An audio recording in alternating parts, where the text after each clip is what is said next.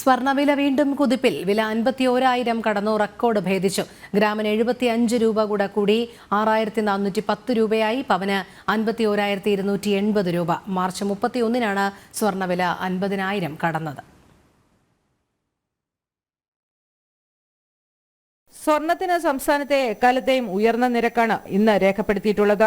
ഇന്ന് 75 രൂപ ഗ്രാമിന് വർദ്ധിച്ച് 6,410 രൂപയായി. പവന് 600 രൂപ വർദ്ധിച്ച് 51,280 രൂപയ്ക്കാണ് ഇന്ന് വ്യാപാരം നടക്കുന്നത്. മാർച്ച് 31-നാണ് സ്വർണ്ണവില 50,000 കടന്നത്. അന്ന് 50,880 രൂപയായിരുന്നതാണ് ഇന്ന് 51,280 രൂപയായി വർദ്ധിച്ചത്.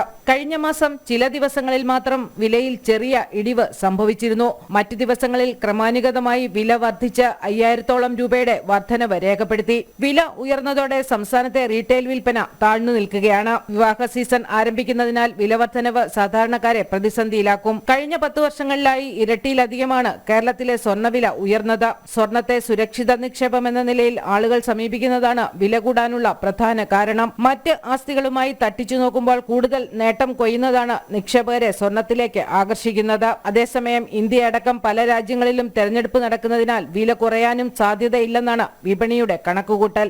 ജനം, കൊച്ചി.